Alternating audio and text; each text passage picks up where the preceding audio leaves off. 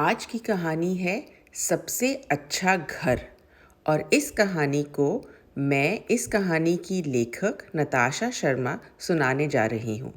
तो जैसे मैंने कहा, इस कहानी की लेखक है नताशा शर्मा।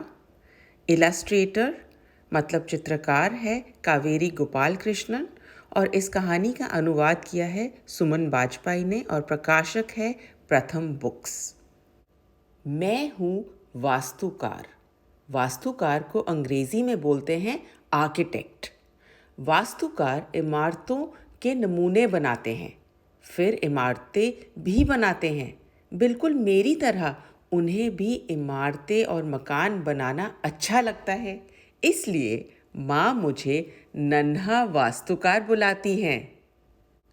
अब मैं लेखक हूँ, पर जब मैं छोटी थी मुझे बहुत चाह था कि मैं वास्तुकार बनूं। अब मकान बनाने के लिए क्या क्या सामान चाहिए होगा? मकान बनाने के लिए सबसे पहले तो जगह चाहिए होगी। और हाँ, जब मैं कहानी सुना रही हूँ और आप साथ साथ कहानी को पढ़ रहे हैं तो चित्र भी ज़रा गौर से देखिए। आप देखेंगे उसमें कुछ और ही कहानी चल रही है। जगह की बात की तो सुनिए, आपका मकान कहीं भी हो सकता है। पेड़ों से भरे जंगल में, बेहद बेहद गर्म रेगिस्तान में, बहुत ही ऊंचे पहाड़ पर। ये रहा पेड़ों से भरा जंगल, बेहद गर्म रेगिस्तान या ऊंचे पहाड़। और तो और बर्फीली ठंडी जगह पर, बहुत बारिश वाली गीली सीली जगह पर, या कोई बहुत ही ऊंची और दूर तक फैली शहरी इमारत भी हो सकता है। मकान के अंदर भी मकान हो सकता है। मकान बनाने के लिए कई सामान चाहिए होते हैं।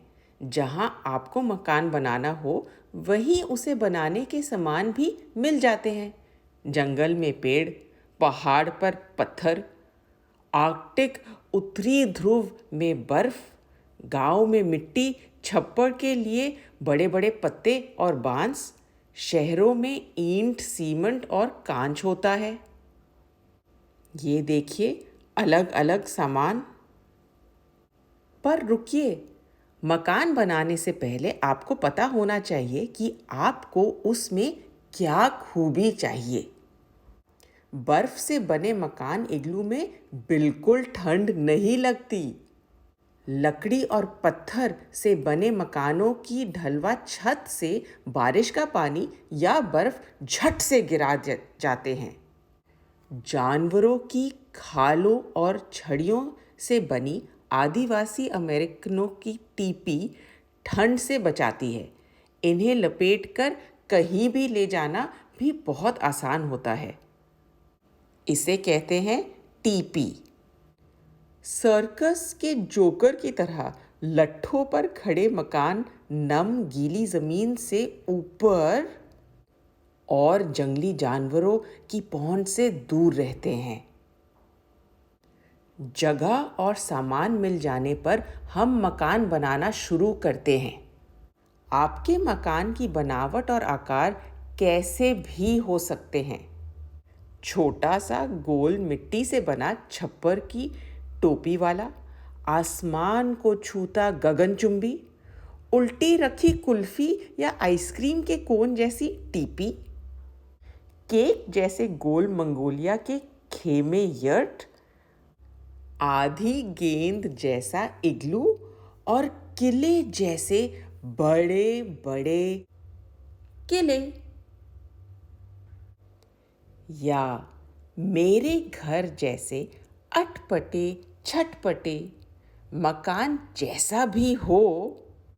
घर वह तब बनता है जब उसमें परिवार रहता है। मुझे आशा है कि आपको ये कहानी पसंद आई।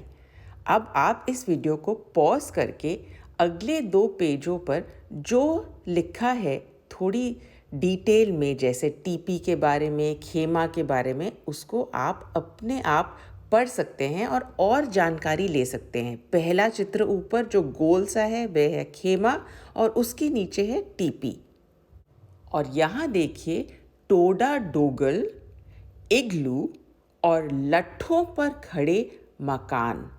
इनके बारे में और जानकारी पाइए।